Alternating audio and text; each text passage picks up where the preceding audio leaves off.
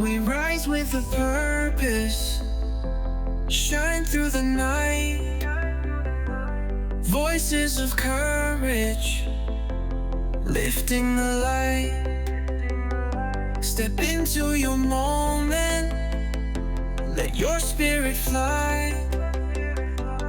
We are the voices that reach for the sky. Welcome to Voices of Purpose, a podcast that shines a light on the quiet heroes, the passionate change makers, and the everyday people answering the call to make a difference. Here we explore the stories behind the mission, the why that drives the work, and celebrate the power of purpose in action. Hello, I'm Chris Wooters. And I'm Chris Hibbert. We're the hosts of your show for today. All right, let's jump into today's conversation. Today on Voices of Purpose, we are honored to welcome a true global servant leader, storyteller, and visionary, Dr. Robert Littlefield. Dr. Littlefield is a past international director for Lions Club International, a former trustee for the Lions Club International Foundation, and one of the most respected voices on leadership, service, and strategic communication. With over 4 decades of dedication to the Lions mission, he's not only helped shape local and international policy, but he's also helped shape hearts. As a founding director of the Nicholson School of Communication and Media at the University of Central Florida, he's built a legacy in academia, mentoring thousands in the art of ethical leadership, media strategy, and crisis communication. And now he's bringing that same wisdom to the world in his upcoming book, Resilience and Renewal, the story of Lions International and the crisis of COVID-19. A powerful look at how Lions across the globe rose in unity during one of the history's greatest challenges. Oh, did we mention he's also helping lead the charge for the 2025 Lions International Convention in Orlando, Florida? So buckle up for a conversation filled with service, storytelling, and the kind of purpose-driven insight that will stay with you long after this episode ends. So let's welcome to Voices of Purpose, Dr. Robert Littlefield. Welcome. Thank you. Thank you very much. That's very kind of you, the introduction. I'm happy to be here today. We have a lot we can talk about, so lead the way. All right. So we're going to start out kind of on your origins and your purpose. You've worn so many different hats, from academic to international Lions leaders. What first inspired you, to become a Lion, and how was that decision shaped by your life's purpose? Well, I've thought about that quite a bit, and I think my origin story is actually pre-Lion.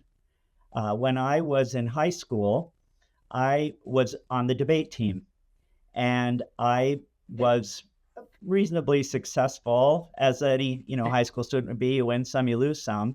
And we came back to school my sophomore year, and we were partnering. We were getting into who are you going to be a debate partner with, and a new student had come into the group, and she happened to be blind. And as the members of the team who had been on the team before were kind of partnering up, there was no one that was partnering up with this new student. And I said, well, I'll debate with her. I'm glad to do that. So without really understanding what that was going to mean, we became a team. And at that time, there was no other blind student who was debating in high school debate in the area where I was debating. And as we began to work together, of course, you can imagine that you just can't go to a magazine or a newspaper and cut out a piece of evidence and tape it on a card and put it in your file. And so every single piece of evidence that we had to get for our cases and our arguments, I would read to her, and she would type on a Braille typewriter and on 8.5 by 11 sheets of cardstock. And then we had to find a way to file that information. So it's not just a little recipe box. In the olden days, we had recipe boxes, not computers with everything on it. And so we had to get bigger files where she could put these things in and file it. And then we had to have almost a grocery cart to carry all of this around. Wow. and we had to have a braille writer. There were a number of things that we did. And so for the next 2 years, she and I debated together. And I think that that moment of serving, helping, being connected was something that years later, when I joined Lions in 1984, it wasn't something that I'm going to do this now because we're connected with Knights of the Blind. But I do feel that that story of providing help to someone, becoming a partner with someone who needed it, was a reflection of my own upbringing and the kind of environment that my parents created for me. And my dad would always say things like, don't hide your talents. Use your talents. That's why you have them. I wasn't particularly athletic, but I was musical. I liked debate. I was in orchestra and I sang. And so you find your way and you want to be involved. And I always wanted to be involved in things and was a part of a lot of different groups. But I think that this service moment of giving time and kind of understanding what that meant resonated later when I joined Lions in 1984. Now, when you first joined Lions, then was one of your first service project dealing with vision, or was it something else? Well, actually, when I joined the faculty at North Dakota State University, Fred Walsh, who had been a district governor for North Dakota when it was one big district, said, you need to come with me to a Lions meeting today because if you're going to know anything about this community, you have to be in the Lions Club. And I, of course, grew up in the community, so I kind of felt like, well, I already know about this community. He was more of a newcomer, but I went to the meeting, and it was a large group. And at that time, we met at the Elks Club downtown. And I went to one meeting, and it became like, okay, I have to do this. I have to become a part of this. And our club had a lot of different service projects. I did get involved in some. I kind of like to bring the international into it when I first got involved. And so like Journey for Sight and some of those things that were initiatives at the international level, I was a chairman of that group that helped to, get that launched. And we did several years of Journey for Sight. And our club was, we met every Monday at noon, and it was kind of a business type club in terms of the people. A lot of them that was in the olden days when different organizations and businesses wanted to have representatives in the club. So they encouraged their 2 people or 3 people from all these different organizations. So our club had about 100 members when I first joined it. But over the years, we've taken on different things. For example, we were right along the Red River that flooded every year. So we were always involved in environmental projects, and our club ultimately created a park and still maintain that park today. So we have environmental projects, but sight was always important. We became known for our vision screening. We did a variety of things. It was a club that had a different service project every month, and a good number of members participated in all of them. Well, so apologies for my ignorance. Coming from the UK, I've not heard of Journey for Sight. So can you elaborate a little bit on that for me? Yes, it was a program where it was like having right now when we go for a walk, a 3 mile or a strides walk is probably today's model. That was where we started. Journey for Sight was a way for you to go out and get people who would sponsor you, and they would pledge so much per mile. And so, a quarter a mile, $1 a mile, whatever it is. And we did a 5-mile course so that every member of the club that wanted to participate went out and got sponsors, collected the money. We walked, had hot dogs at the end of it, turned the money into Lions Clubs International Foundation. So I've always been partisan to Lions Clubs International Foundation from the very beginning. I was really fortunate to become a Melvin Jones Fellow early on, and then in my Lions career. And then from the point in time when, over the years, my wife and I both have maintained a steady giving stream. so that we could support the work of the foundation. It's monumental, and actually, it was kind of fun during the pandemic. I don't know if you want to shift around and talk about things, but during the pandemic, we came up with an idea where we could do online fundraising by having a social hour with inviting people to the Zoom meeting, having a social hour where we sent them a little box of goodies. Everybody opened their goodies. We had it, and then we brought in like an officer, Joe Preston or someone would come in and talk about the foundation, and then we would follow up with pledges from the people who participated. So it's always, finding some way to raise money for LCIF. Yeah, we You've did. been Sorry, we did a Go ahead. similar thing in the UK. We actually did a virtual beer festival. Oh, fine. So a lot of our Lions clubs do real beer festivals, so big 2-day events, raise a lot of money, and we thought we'll have a go at that virtually. And it's the first time we've done something like that, and we managed to do. And we raised £1,000 for LCIF, for the foundation. Yeah. I mean, it's you just amazing what people can do. Yeah, that's right. Yeah, especially online. I know that I sit in a chat right now. It's on WhatsApp. That's growing, a lot, and I see how it changes how we communicate, and it's been so great, even to do with, our ability to raise funds. So it's great. Exactly. It's really nice. I want to actually go back to, you being, a part of Lions Club International Foundation, and being a part, being on the trustees. You see in Lionism from the local levels all the way up to the international. What leadership lessons that stood out the most during your journey as far as on that side? Well, I think one of the things that I strongly believe in is that you have to have ethical leadership where you are being straightforward and looking for doing the right thing. And we talk about teaching leaders to use their heads, use their hearts, and respond to their gut. To do the right things.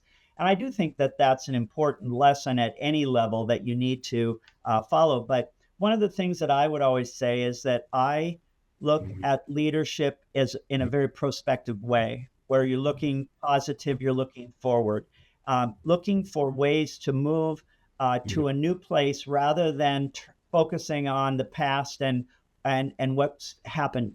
And I do think that we often get caught in that trap where we spend a lot of time analyzing, all the problems without trying to find solutions that can move us forward. And I use metaphors a lot. One of my metaphors is that I feel like I'm water around a rock, that you come up against obstacles or you come up against challenges, and water doesn't stop. Water finds a way around the rock, and it may not always go right away. It may take a different path. It may change, but you get around that rock and you keep moving forward. So I think as a Lion, I've never been one to be stopped. I've always felt like I wanted to keep, finding a way to do something to make a difference. That's been my mantra. And I think that overall it's served me well. I am who I am. So when you're in a conversation with me, or you're working on a project with me, or you're doing something, I am engaged in the moment. What you see is what you get. You spend a few minutes with me, and you kind of know who I am. And that's the way I've always tried to approach leadership. I also value delegation and empowerment. I think my role as a leader has to be to succession planning and trying to mentor people. I have a couple of new members that I sponsored this year who are in my local club, and I wanted them to be. I tell them, find your passion, and then let me help you to do the things you want to do, and I'll be there to support you and to build some, get momentum behind it. And I just think all of that is a part of the some of the lessons I've learned from being in a local club. And just you then as you get higher in, or not higher necessarily, but as you get more aware of Lions beyond your club, and you get the spheres of ethnocentricity go away, and you're suddenly like, okay, this is a global organization and there are people everywhere. I've always felt like we're always better when we work together, and so collaboration is is always a big thing. And I guess I'm not afraid to go into circles of people and insert myself and try to create new relationships. And that's why I've really enjoyed my global experiences, being on the board and being on the board of trustees, is that I've always been one to reach out to outside of the constitutional area one to build friendships and relationships, because I think that's so important. We're a global organization. We need to always be thinking that way as leaders. And we actually, Chris and I actually met globally. We actually met in India on a Really? Global Service Week trip. So we actually, a bunch of Lions were going over to India to do service, and we actually met each other there. And we've gone to do another service event since then in Morocco. Yeah. Well, that's great. Yeah, it's absolutely fantastic when you get to work with other Lions from other countries, not just the traveling Lions. We have a lot of Lions that travel to these events, but to work with the Indian Lions and to work with the Moroccan Lions was just outstanding. We learned so much. That sometimes they think that we're going there to teach them, and it's not that at all. We're going there to learn from them. We learn. You learn a lot. No doubt we share a little bit with them, but a lot of it is learning. Some of the projects that those guys out there in both those areas are doing is phenomenal. Well, the thing too that I've always appreciated is they bring such respect to their colleagues from other parts of the world as well. That when they want the other to be successful, and they will do things to be helpful to build success for everyone. I've always felt that way. When you talk about the power of storytelling, so you've authored a number of books and co-authored some books combining research and real world service. What drew you to storytelling as a means of service? What was the thought behind that? Well, I have always felt that I had my own story. I knew my story, and I wanted to find out what other people's stories were all about. And so when I wrote my first book, Stories from the Heart, Lions Serving the World One Person at a Time, I was really focused on, why did you join Lions to begin with? Why do you continue your involvement in Lions? How long will you be a Lion? And I asked them, when did you know in your heart that you would always be a Lion, that you were a Lion by who you are?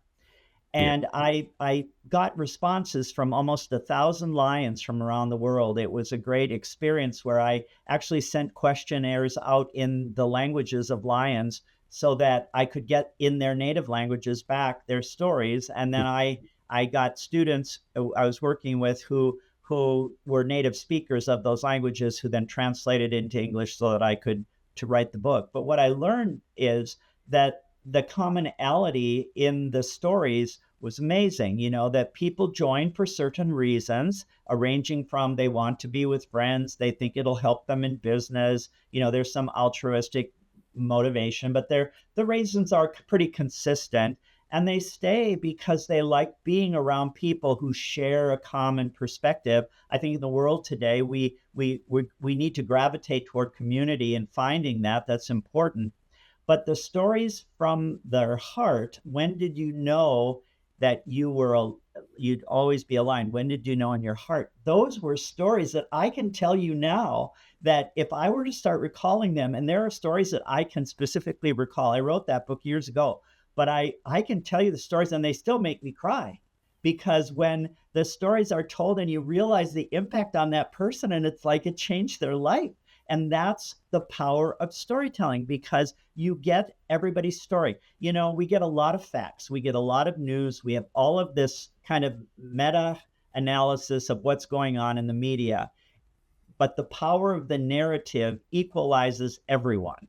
Everybody can have a narrative, and their narrative is what means something to them. And so the first book was really, I included 100 stories because in a section of the book, because it was for the centennial. And so I picked the 100 stories that had the most meaning to me, and then I integrated the others as much as I could throughout the book, and kind of wrote about the kind of a sociological history of lions, how it evolved and over the years. And that book really meant something to me because I think it amplified those stories. And so when um, I had written that book for the centennial, and then 3 years later, and in that book, I come to the conclusion at the end that Lions as an organization was in a state of renewal.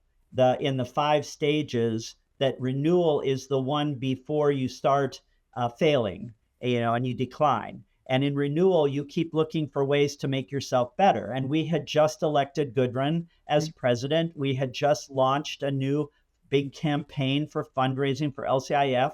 We were encouraging new voices and all those things. So we had all of these things happening. So I said, we are in a point of renewal. And then COVID hit. And it was like, wait a minute, what's going to happen? Normally, this would be like a life-changing event for an organization that was based upon interaction at a one-to-one level with people providing service. How is an organization based on service going to continue, and how are the leaders of that organization going to continue to function when they can't travel, when they can't meet, they can't do all the things that they're used to doing? And we were like a decade behind in terms of a technology, that we weren't using it. And so I believed that Lions were resilient and that Lions would find a way. And I wanted to, I'm a risk and crisis communication specialist in terms of my academic area, and I study and write about decision making in crisis situations and how leaders change. And one of the big criticisms of case studies, is you write them after the fact. And so as soon as I got the idea to say, I'm going to start interviewing our leaders while we're still dealing with this in a fairly direct way. And so because of my 40 years of involvement, I knew all of the people in the leadership line for the executive officers. And I also had a good hunch about who the next ones were going to be. So I actually interviewed, 9 leaders over a 9-year period that dealt with this. And I dealt with all the the officers, the administrators. I interviewed a large number of the division managers to get their stories. What were you doing when the pandemic hit?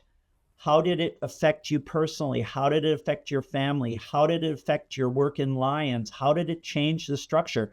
I got their stories, and I interviewed 52 people, and each of the interviews was about an hour long, but I went from their personal stories into their reflections on the organization. And what came out of it for many of them was, they said to me, this is the first time since the pandemic that I've really thought about how it really affected me, because I was asking them questions that forced them to think about some things in a way they maybe hadn't. And they said, we didn't really take the time at the moment because we were so busy dealing with it that we didn't really reflect on how it was affecting us in our organization. But what I discovered immediately was the resilience of the Lions to take charge and to not be overwhelmed by it. And it took a little while for them to figure it out. That was one of the limitations. When you read the book, you'll read they shared what they thought were their strengths and what they did well, and what were some areas where they could have done better, which was really good. That was hard for them to say. Lions don't like to talk about why they weren't as effective as they wanted to be, because we all want to be effective, so they didn't want to admit that, but they did in a constructive way, so that it was a more objective look at Lions as an organization. But we learned a lot through that process about our resilience to get our feet under us again. But then the renewal piece was so important but we're not just wanting to get where we were. Here's how we've changed so that our organization is even better, that we are incorporating kind of this new normal of using things that we learned during the pandemic, and now we're applying them in our current situation. So, for example, I originally come from Fargo, North Dakota, multiple District 5. which is North Dakota, South Dakota, and Saskatchewan. It's about 18 hours from the top of Saskatchewan to the bottom of South Dakota. Yep. So whenever we have a Council of Governors meeting, we try to be in the middle, which is Minot. It's like a 9-hour drive just one way, So you think about that and the impact of that time. And so now it's like, well, we could have some meetings, our planning meetings on Zoom, and then we still get together because we like to be together. We want to have that social connection, and there's some value in all of that too, the traditions and some of that you like to hang on to. But we've become a better organization for the benefit of our leaders that maybe will make it more possible for us to attract younger leaders, because now they know they don't have to give up a 5-day weekend. They could have, this opportunity to be a leader and be able to do it online. So I think that, the stories of people reveal the truth about who they are. And in the process of telling their stories, they take pride in the fact that Lions are going to continue. And that's something, I have always felt, the historian in me. I'm not a traditional historian where, this person did this and then this happened and then this happened and then this happened. I'm not that kind of historian. I'm more of a sociocultural historian, like what was going on and how did it affect people and what did they do and who are the people involved. So I write about the history, but I really think it's important for Lions International to record this history, to have a record of why did people join this organization. The first book, Stories from the Heart. Why do they stay in it? Why does it make a difference? And then this new book, which I will be, Resilience and Renewal, which will be at the convention and is currently available. This book talks about how Lions dealt with a crisis that could have destroyed them, but instead it's made them stronger. And that's really a very important thing. I think you mentioned a little while ago that we were in a renewal phase. And I think you then mentioned that the next phase after renewal is failure. Yes, and I'm sensing from your last answer, you think we've nipped that failure in the bud. Is that a fair? Well, I guess, yes. I will say that right now we have nipped that failure in the bud, but we cannot become complacent as an organization, because when we start spending more time sustaining things than making them better, then we are going to go into a decline phase. So it's like, okay, we have to do things this way because we've always done it. And so we're going to do that, even if it does drive young people away from conventions. We're going to keep having 5-day conventions. So we keep we keep that tradition, because we have to play golf on Wednesday, and we have to have our memorial service on Thursday, and we have to have this on Friday. And we spend a lot of time maintaining that. We're going to go down. We have to always look for ways to be better, to be stronger, to accept change, to accept new ideas. Diversity is very important. All of that has to be part of it. So it's like people who are risk averse. You have these high risk organizations. They are constantly training their staff on how to avoid having a crisis. They're always reviewing. Here's the safety procedures. Everybody knows it. Everybody does it. Because if you don't do that, one error could cause a crisis. So the risk is you're constantly training for it. I feel organizations like Lions have to constantly be monitoring themselves to say, like, are we still relevant? Are we dealing with issues in a way that speak to the people who we want to attract, which is a new generation? I've been teaching since 1974, and the students have changed from 1974 to 2025, and they've changed a lot.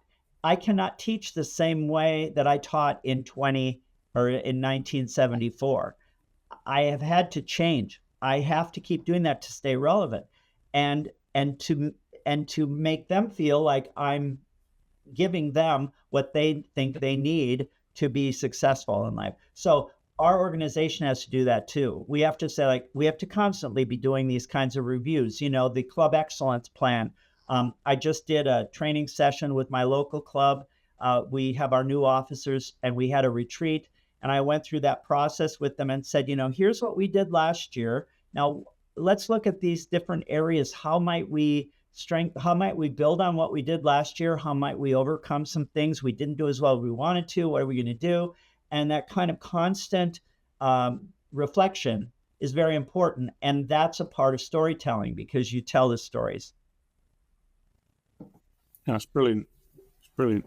Thank you for that. I was literally thinking while you were speaking about SWOT analyses and things like that, and I'm in the middle of doing some for our district at the moment. I'd just be interested if you had to think of 4 examples: a strength, a weakness, an opportunity, and a threat for Lions Clubs International. What would they be? Okay, strength.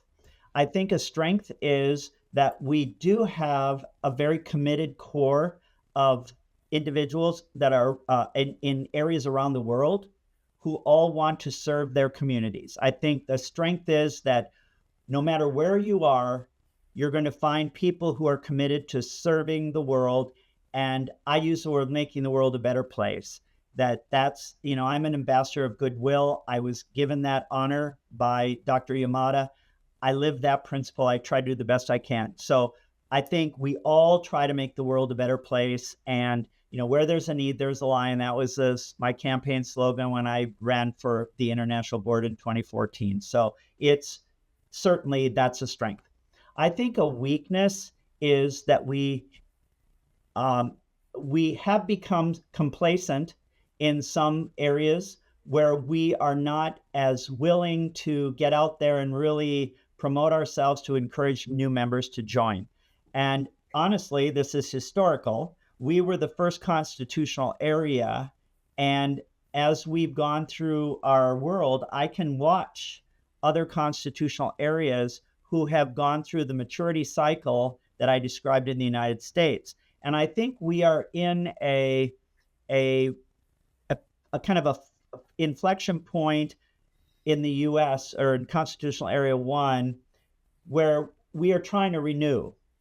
And there are Lions who are doing that to try to find ways to confront this dramatic loss from 600,000 Lions to 25 or 250,000 Lions.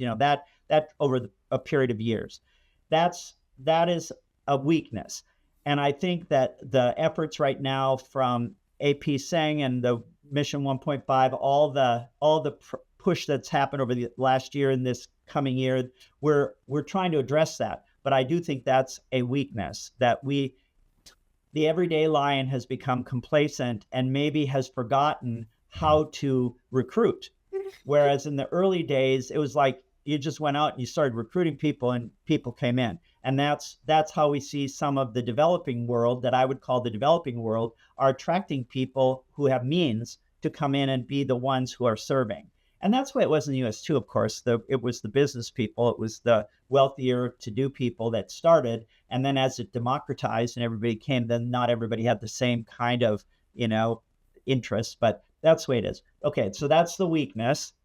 Opportunity is, I think that we have a great opportunity to use technology to reach a new group of emerging leaders. And I think that we need to empower Lions who understand the new technology to help us who maybe aren't as familiar to embrace it and to use it effectively, because I see the impact of technology, platforms, different ways to make connections. And we need to be on the platforms that young people and different people are on so that we can attract them. That's an opportunity. And I think, let's see, a threat. Well, I do think there is a threat, and that is the threat of aging out. Because when Lions began, it was in the progressive era of in the United States. It was in the in teens, early 20s, where there's a lot of the service organizations, a lot of the honoraries, a lot of the organizations formed at that time because society needed them. And so they attracted people to the different societies, to the different organizations, because people wanted to build community. They wanted to build the country. They wanted to make it better. I think that as our environment has changed, and the threat is that people aren't as interested in being in civic groups, and so the ones who are still active are older because they appreciate what those civic groups were, and they understood how they provided community. And now I think people don't value clubs and groups the way at one point they did. So I think that's a threat. And that's actually why when I was on the board, I was interested in promoting individual members as well as club membership. It didn't take off at the time. We haven't created individual memberships or at-large members, but I think there might be people who would like to be a Lion on principle, and that they would like to serve in their community, and maybe could get a few people to serve with them, but they wouldn't really form a club. So it would be they'd make a commitment that they would serve. They could report to a district officer, I suppose, with an annual report of their service. They could pay their dues, and they could be a Lion in some rural community that doesn't have enough people for a club, but they could be a Lion there. And so, I mean, granted, it's not like on the top of everybody's list, but individual service can also be a good thing. And we don't just serve in a club. But I am definitely committed to Lions clubs and to service, and I'm not trying to upend any apple cart. I just trying to expand the opportunities for people to serve. And there's been some talk about it, but it's not really moved too far. What do you think about creating a virtual club that kind of does the same thing, where they could be a part of a virtual club for their district that kind of allows them to do their own thing and kind of do their own, go about their own service, and then come together, once a year to talk about what the service they're doing, how they can work together? Honestly, I started one of those clubs in when I was district governor. It was an online club, and it still is going. And in fact, it is. I have 5 members from that club who are coming to the international convention, who are going to be sitting at my booth selling books because they want to support me. But I have a soft spot for them. It was a club we started. Anybody in North Dakota, wherever they were, they could join this club. It was an online club. They were all former teachers or current teachers, high school debate coaches, people like that.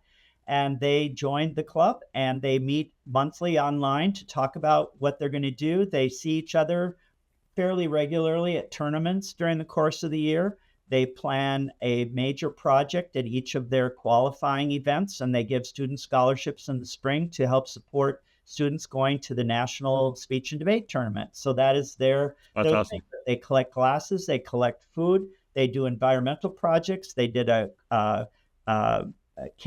childhood cancer project this last year. They're great, and they operate individually. They are at their own schools. They do stuff with their students. They actually started a Leo club the same way. There are Leos across the state of North Dakota that are members of a statewide Leo club that pretty much meets online, and they all are doing their own thing in their own schools, but they come together periodically, and they're the leader. They're off at the national tournament this week. So it is possible. I'm all for it. I was kind of like ready to go with it back in 1991. So Ahead of the curve. Yeah. Well, we've got a virtual Leo club as well. So ours is, it's kind of officially a district-based one, but we also accept young people from outside our district, so across our MD. So we just had our Young Ambassador competition in February, and the winner of that was from outside of our district. That district didn't have a Leo club, so she's now a member of our Leo club. Oh, great. That's great. So these young people like the Young Ambassadors, they are doing incredible work, and we had to support them. And she's now hopefully going to be going on to become a Lion when she turns 18, or a Leo Lion. My club is a district-based Lions club. We've got 2 virtual Lions clubs in our district as well. So I think what you're talking about, individual membership, there are always ways for the water to get around the rock, as you said. That's right. That's right. And we need to keep finding them. That's right. Exactly. I want to go back to something you said too. I thought it was very enlightening. The fact about how when you talk to people and you ask them what their passion is for, and ask them how they want to serve. I look back, and even 10 years ago, that's what got me into Lionism, was because I had someone that had saw what I was doing and saw how I was trying to fundraise by myself, and they were like, "Why don't you join Lions, and we can help you, fundraise and do more for what you're doing by yourself." I was like, "But that's not what Lions is about, is it?" Like, no. Lions is whatever you need to do to serve, and we're here to help you. And that's what really sold me on joining Lions, was to be able to really focus on the different passions. And I make sure that whenever I talk to someone, it's not about them joining us. It's more about us helping them to be what they need to be. Absolutely. That is what I think happens often, is when we get a new member, we say, "Oh, great, you can come into our club and here's a project that we're doing and you can do our project." And I always start off like, we just had a brand new person come to our meeting last night, and she had heard about our club and she came to the meeting and she had a really good experience. And afterwards she said, I want to join this club. And we said, great. She's going to actually volunteer at the international convention. That'll be a great experience for her to get to see that right in her home court. But one of the things I said was, well, we have to make sure that we find your passion. Whatever you feel strongest about, that's where we're going to start with you. You will get to know us better, but we need to know what you are most concerned about. And she works with homeless and displaced people. And we have a program where we provide vision support for groups of people. And it's actually, she belongs to an organization that feeds people into that. And she had heard about us. So I said, let's make that a good start for you. And that finding that passion will get her hooked. Once she's hooked, that's what I found in the first book, Stories from the Heart. Once they join for a variety of reasons, but once they have that experience that changes their heart, then they'll be in it forever. They'll be in it for a longer period. Exactly. And that's what it's difference between coming to join to be there or actually being a part of it, I think. Right. And that's phenomenal. So thank you for bringing that up.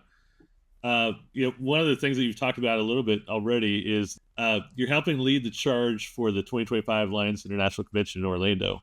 What does this event represent to you personally, and what can Lions around the world expect? Well, first of all, I'm going to say that we were honored to be selected, even if it was after the fact, to host this year.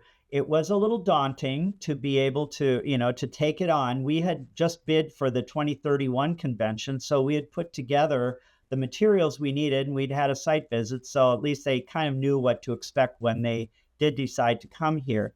So it means a lot to our multiple districts to be able to host this, and everyone has really come together. I have to say, I'm very fortunate that we have a leadership team that has come together. We've met almost weekly since October, and it's everybody is pulling together.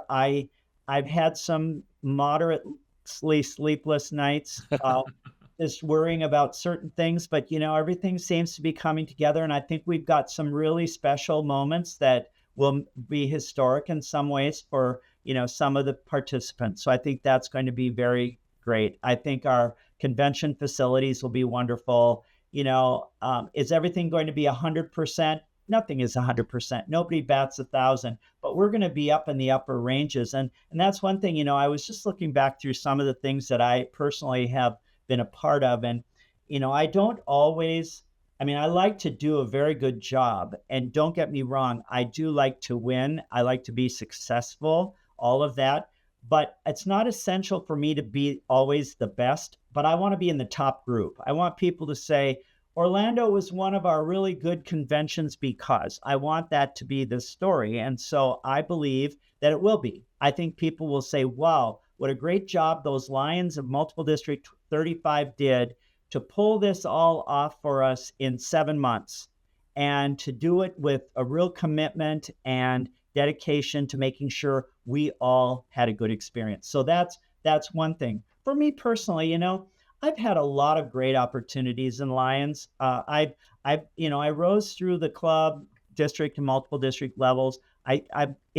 Starting in 2024, I've served on the international board. I've been a trustee for 3 years. I was the DGE seminar leader for Dr. Choi when he was about to be president. I now have been able to be the host of the convention, and I've written 2 books during this time period. So I kind of feel like you know, I just do what I do. I live this. I think it's important. I want historians to look back on this time and say, wow, what a great group. Lions will continue for 500 years because the world always needs people who are going to make the world a better place, who aren't political, who aren't economic, who aren't strategic, who aren't, out for themselves, but they are out for the world. And I think that is what's going to make Lions memorable for history. I think that will be what historians 100 years from now will say, wow, they got through that crisis. They were resilient. They renewed. They got on the right track, and they're still going. Awesome. So how are you and your team preparing to make this convention not just a gathering, but more of a true celebration of global service and community? Well, we have, there are 7 service projects that are going to be occurring during the convention at local Central Florida service opportunities. I guess I don't know. A food bank, homeless, environmental project. There's many projects that are set up. We're collecting socks. We're collecting are creating blessing bags. We're doing all kinds of service related things. So if people want to do service, they can do that. I think that we're having a very special event for the board and for the guests at the Kennedy Space Center as part of our event. So we're actually going out to the Apollo Saturn rocket, and we'll be having a dinner there for our guests, and that'll be a really exciting evening for to make it very special for people. I think our facilities are terrific. I mean, Orlando is a destination that people like to visit. It's the happiest place on earth. When President Fabricio came for his site visit in February, Make Your Mark is his theme. And I brought him a logo, and I said, how about if we make your mark magically at the International Convention? And he loved it. So that's the theme, make your mark magically and so we'll do our best. We'll do our best. That's awesome. If there is as someone that wants to take part in the service project, is there somewhere where they can go to find out more about that? On the LCICon 2025 website, there is a spot where people can go if they want to register to participate in a service project. Some of them are restricted in terms of the numbers that can participate, but there are a couple of options that are actually taking place at the Orange County Convention Center that people can come into and participate on a couple of the afternoons. So that's where they find them, though. They go to the Lions LCICon 2025 website and go to the service projects, and they can sign up there. Perfect. We'll have that link available on the screen so people can click on that and go to that website. Thanks. That'll be great. The exhibition hall is going to be a great area. I understand we have more exhibitors this year than we've had for a while since COVID. And of course, that's where the table will be, where they'll be selling my book. And just to remember that all proceeds from the sale of my books goes to LCIF. So this is not a That's personal benefit. It's for the association. So I'm hopeful that all the books that I bought to be able to sell at the convention, that I will sell them so that I can give all that money to LCIF. You'll have to buy one for me, Chris, and I'll pick it up in September. I'll get you one. Come out. Yeah, buy many. Give them. Give them as gifts. Yeah, give them a Perfect. yeah. Especially when all proceeds go to LCIF, That's what right. better use of it, That's right? the thing, people. Sometimes people maybe don't want to read about the pandemic because it was a traumatic experience for them, and they just don't want to keep talking about it. But I think that the stories of our leaders and how they dealt with things, and especially the chapter that talks about the grassroots lions and their use of technology, certainly Daniel and the Burmesters and all the folks that were doing so many things to bring people together. Rishi and Rupesh, and in India, it's just all folks. So I interviewed them all, and that was the most interesting chapter to write because it was so diverse, and I wanted to make sure I got it right. So I called them several times to make sure I had everything right. So hopefully they'll be pleased when they read it. Yeah, that's definitely something that's incredibly changing too, even to this day. I mean, we're actually in a group right now talking about AI and how things have changed with Oh. communication and doing stuff there. So it's incredibly changing environment that hopefully the Lions will take on and really run with it, because I think Right. it can really help us get to the next generation. I think so too. And I think some of the friendships that were made on those virtual meetings. I first met Daniel on a virtual meeting when he was helping to facilitate a symposium in our multiple district. And we ended up as district governors together. I invited him as my guest when I was district governor. We've travelled to Ukraine together. We've done so much together, Morocco and so on. And all these friends that we've met because of those connections, Jody and Dale as well. Yeah. It wasn't just a solution for that moment. It was a solution that created incredible change and created connections across the globe that probably wouldn't have ever been created without it. It collapsed the hierarchy.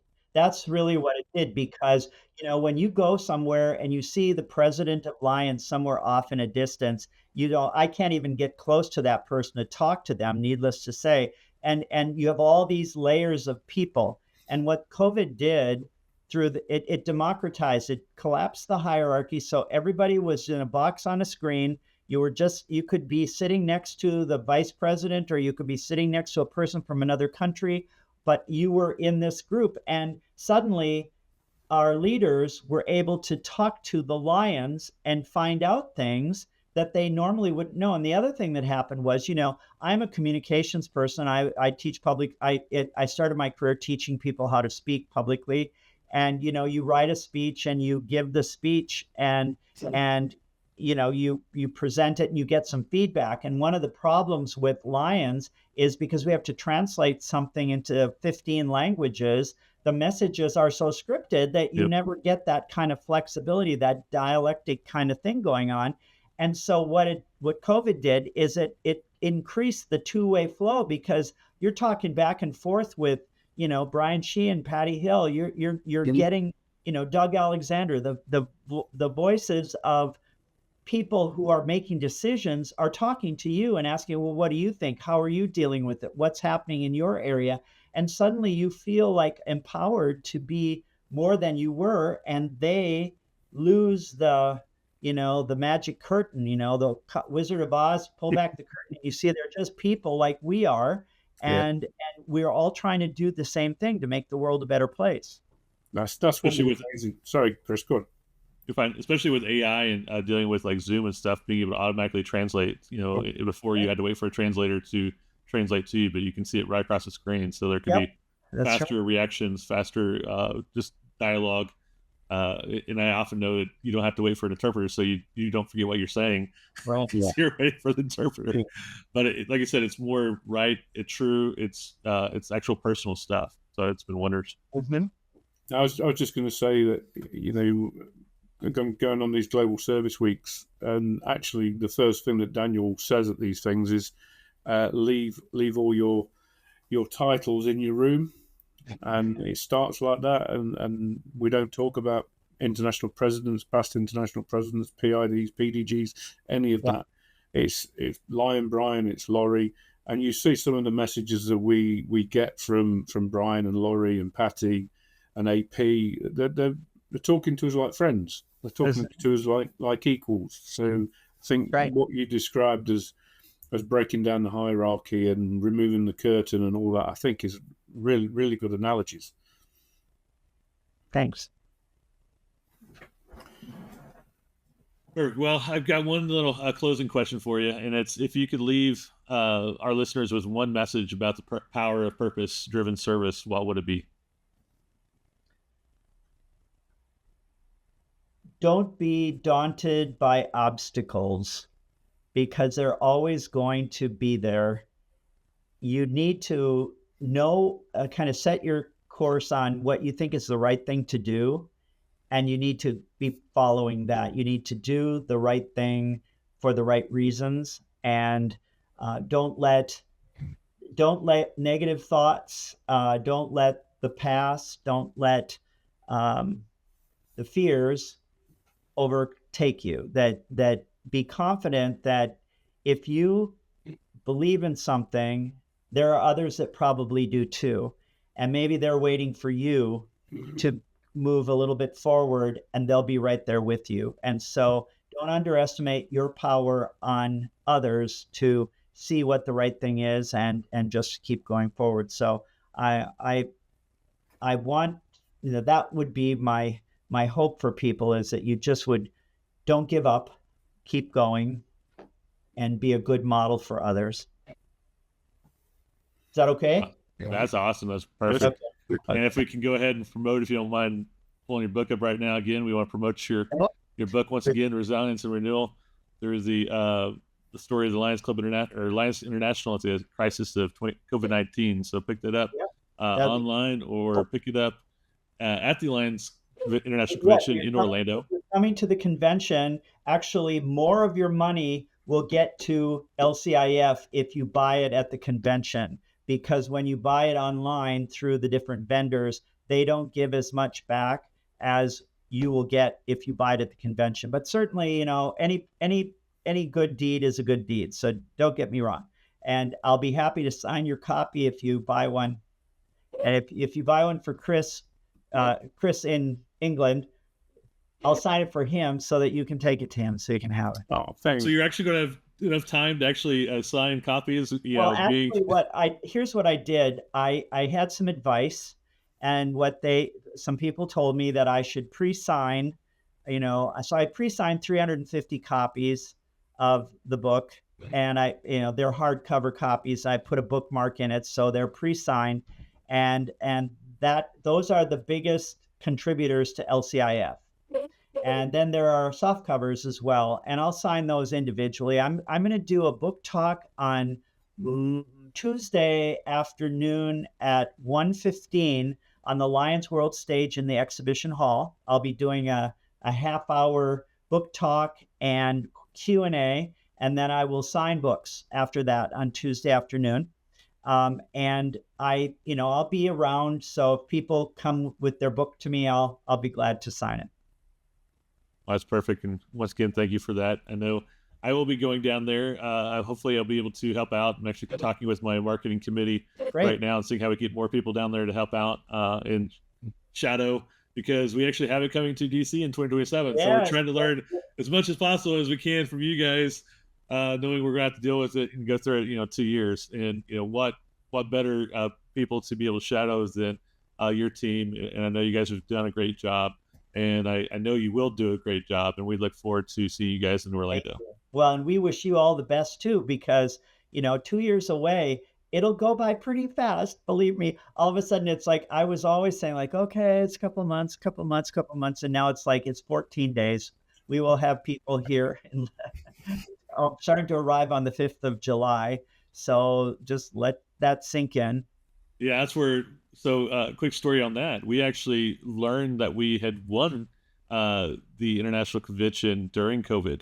Oh. And we actually learned from an announcement that came out from the Washington, D.C. mayor that put it in the news. So we actually learned about it in the news that we'd won the bid to take it. So it's been almost 5 years from now, 5 years ago, and now we only have 2 years left. So like you said, it goes by very fast. Yeah, well, I have to really, take my hat off to the Lions of MD35 because the clubs really came together to, you have to raise money. It costs money to host a convention. It's not, LCI pays for a lot, but you have to raise money, and they did a great job in a very short time so that we can actually, pay for the things that we're supposed to. And I'm very pleased about that.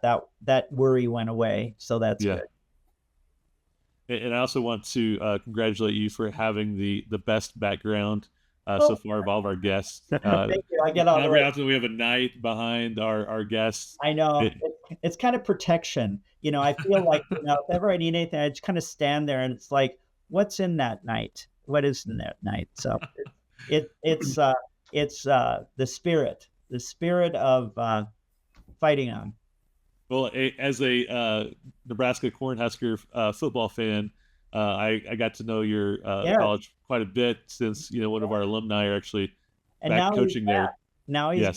So, everybody was sad when he left, and everybody seems pretty happy that he's back. So I'm looking forward to seeing what he does this fall. I'm sure he's glad to be back too.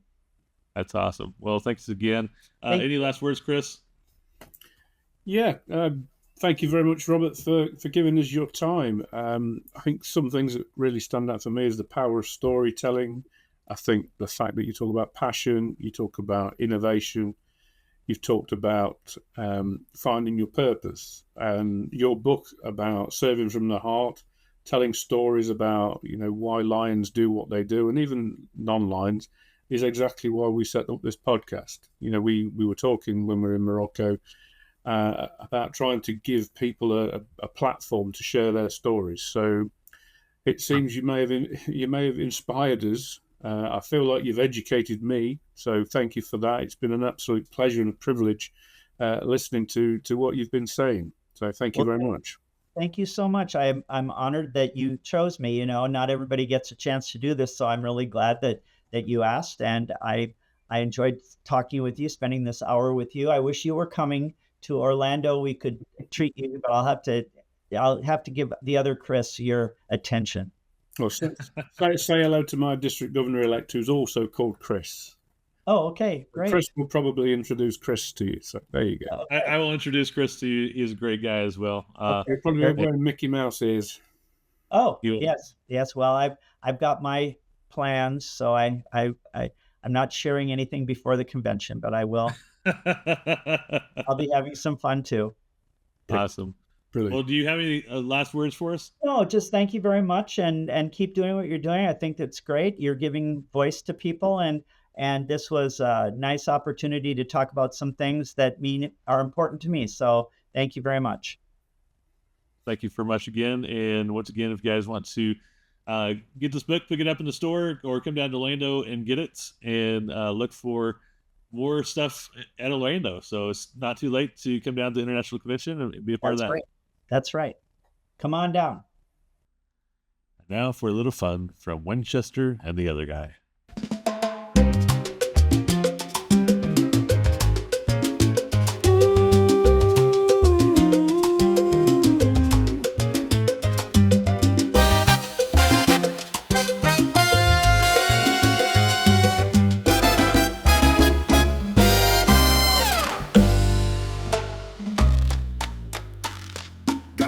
Got my purpose, and a one-way flight to something global. From DC skies to that Orlando glow. Let's go. Flying out of DC with my swag in tow. Lions patch shining like a heart on show. Carrying the mission like it's stitched in my coat. One bag, one badge, and a service note. Crowds at the gate, but my spirit light, 'cause I'm heading to the city where the hearts ignite. Palm trees wave as the runway clears. It's not just a trip, it's the start of the year. Touchdown sweet in the Florida sun, where lions converge, every nation under one. The rhythm of hope in every hello, from Tokyo to Lagos, from Rome to Bordeaux. Serving heroes in polos and pride, sharing hugs, handshakes, standing side by side. Workshops buzzing like a jazz quartet, but the main thing, we ain't done yet. Orlando flow, the world on beat. Step into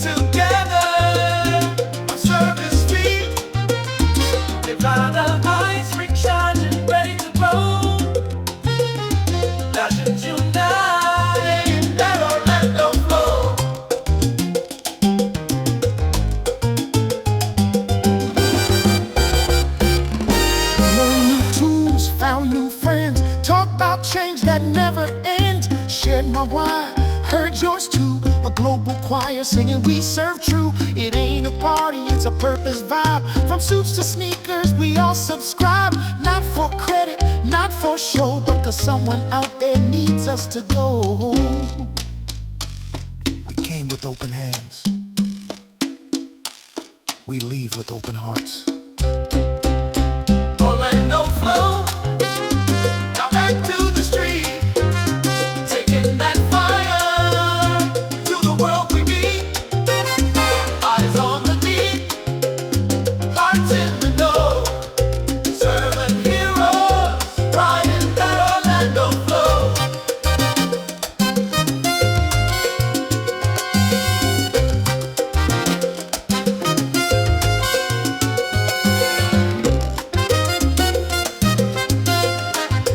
Your mark. That's it. Make your mark.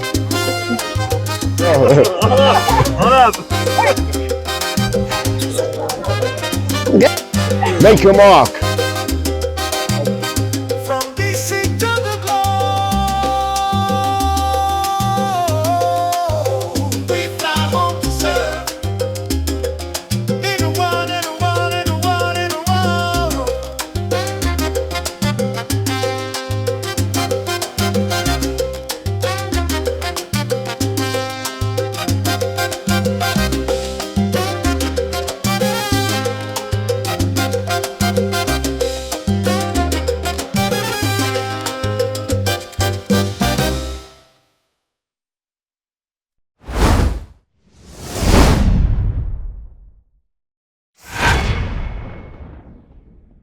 Thank you for joining us on Voices of Purpose. If today's story moved you, inspired you, or sparked a thought, don't keep it to yourself.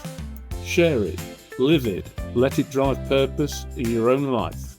Until next time, stay grounded, stay inspired, and keep using your voice for good.